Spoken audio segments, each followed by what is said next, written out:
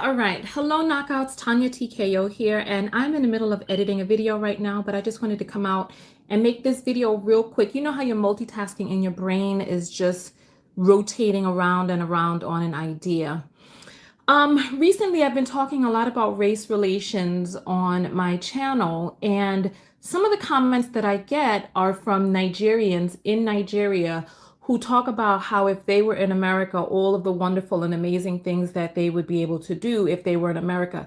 If I were in America, I would be rich, I would be famous, I would be this, I would be that, because you Black Americans are lazy, you Black Americans are this, you're that, you love thug culture. I just got a comment the other day, and I commented back to the person about their colonial mindset. Hello, everybody. I am doing this live, but I am doing this just to get this idea out so that I could jump back into the video that I'm editing, because listen, it's another day, another Karen. So I'm constantly having to battle Caucasians on one hand, and then now I have to battle Africans on the other. And you all know, listen, I love my Nigerian people. I am genetically Nigerian and Ghanaian. I just spend dirty December and just won't go home January in Ghana and Nigeria.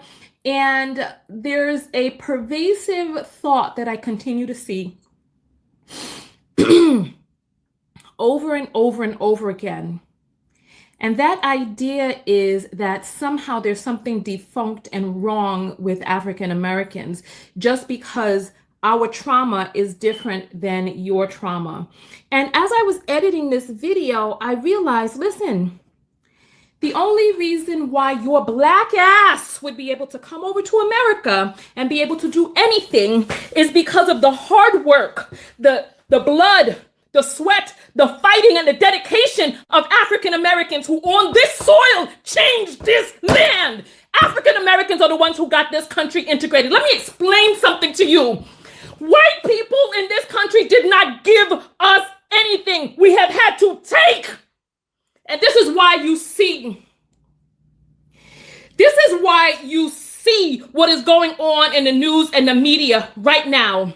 We took in the 1960s what it is that we had. We took their lynchings, their terrorizing, their burning down of our neighborhoods, and we continue to rebuild and revisit and retwist and re-rise up what it is that we have done in this country. And the only reason why anybody can bring their Black ass over here from another mother effing country is because what Black Americans have done on this land. And I'm saying this as a person who is bicultural, whose father is not American, doggone it. My father is an immigrant, and he was able to come over to this country and do something in this country because of the Black people who fought, who died, who bled, who were lynched on this land.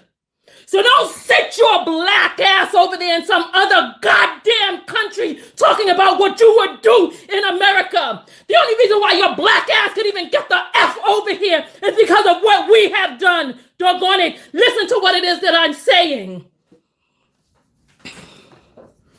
The reason why people are able to get onto the radios in America is because what Black Americans have done, the culture that we have created with nothing.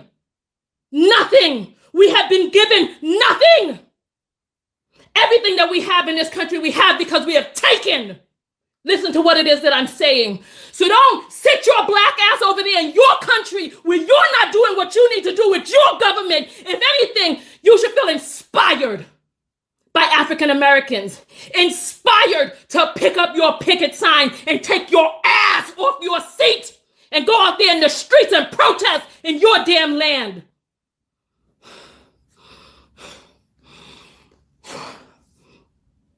Listen to what it is that I'm saying, because I was over there in Nigeria.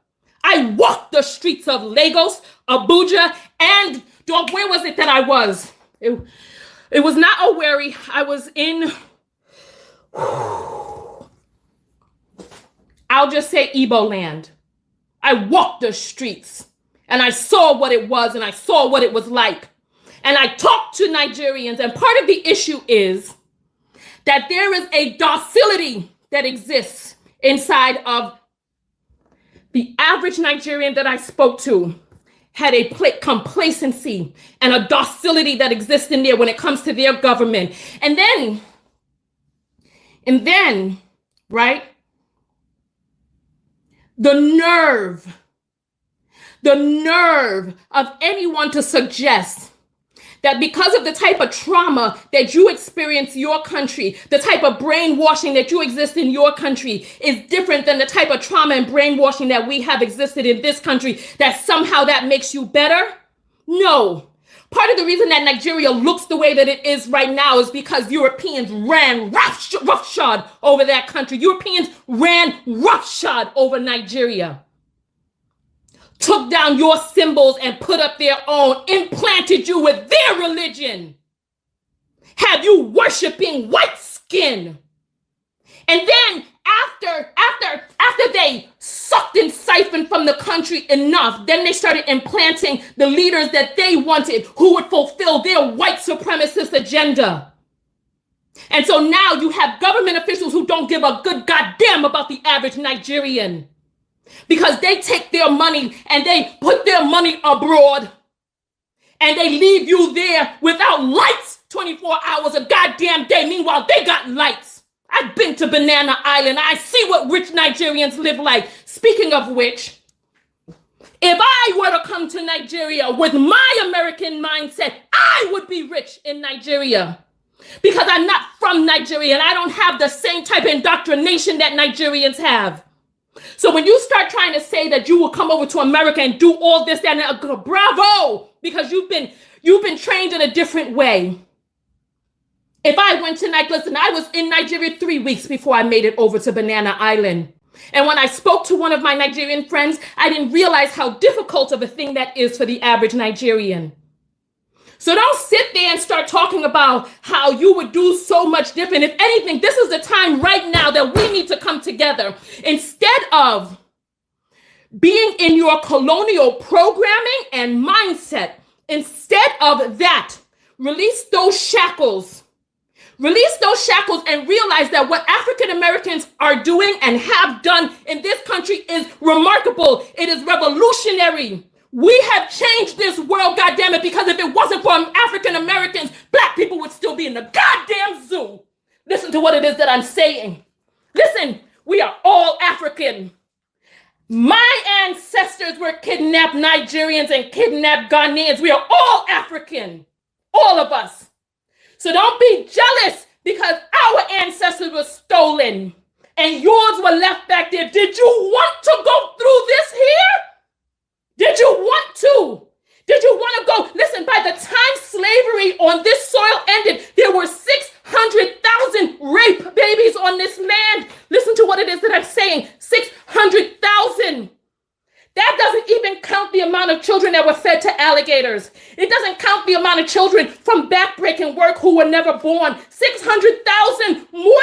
You want to know how many rapes have to exist for 600,000 of those to result in a pregnancy? And then under those harsh conditions for it to result in the birth of a baby. You want to know how many rapes had to take place? Listen, don't be jealous because of what it is that we have done. I have a blue passport because my family was born on this God-forsaken land. And I am going to get everything that is due by my birthright of this nation, me. But I'm not going to discount the experience of another person who is more mentally enslaved than I am. I speak about this all the time. And you all know, listen, I love my Nigerian people. I do.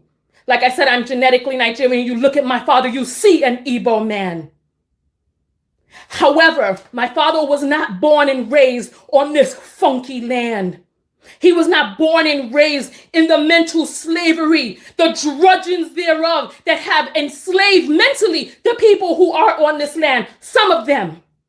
Because many of them have risen to be able to get us the level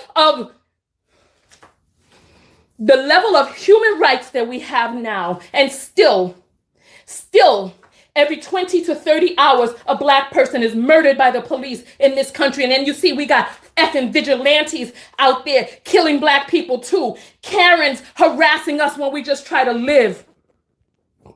We got your bubbas and your rednecks hunting us down when we try to jog and exercise. We got hooded men who came by, poured gasoline on the things that we have built and burnt them to the ground. And we got more hooded men who put on badges every day, gavels in their hand, scalpels in their fingers, and steering wheels in their palms. We have policymakers in this country whose forefathers wore hoods and them who still have the hooded heart. And when I say hooded, I'm talking about the Klan, baby. Listen to what it is that I'm saying. So no, don't sit over there in some foreign land talking about what it is that you would do in America, because if you were born on this land entrenched in the funk and the foulness that exists on this land, you would be just as mentally enslaved, just as mentally entrained as the people who are here. So don't think that because your trauma is different than ours, that there's something better about your trauma. Because if anything, just the mere fact that you even dream, that you salivate of going to another land, shows and tells that there's something going on yours that needs to be fixed. So rather than going off and talking about all of the things that you would do in America, please do them in Nigeria. Fix your government, rise up, do whatever it is that you need to do on your land. It's time that we came together, and it's like there's so many people out there who are puppets and arbiters for white supremacy, puppeting racist ideals and racist ideas that they've been taught by the supremacist regime. And part of the issue is, and I'm going to say this and then I'm going to get out. I'm going to say this and then I'm going to jump off the video.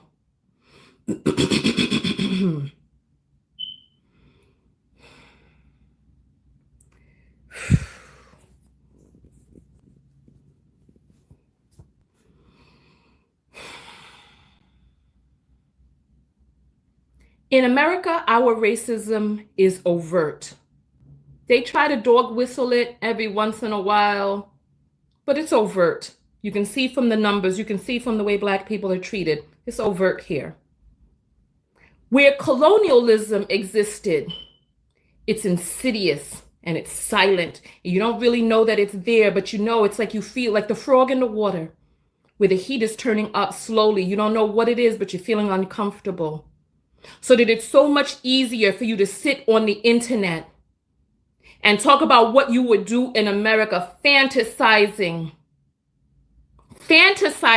about the rights and the privileges that have been gained off the backs of the same people that you disrespect, rather than getting up off your ass and doing that in your own land. Listen, if anything, I prefer the racism of the United States to the racism that exists in the UK, to the colonial mindset that exists in many African countries and in Caribbean islands. I prefer it because these people, they don't mince words. They tell you how they feel. They show you how they feel with their policy. Meanwhile, in other countries, it's silent and deadly because you're sitting there. Listen, we talked about this when I was in Nigeria. Monthly salary.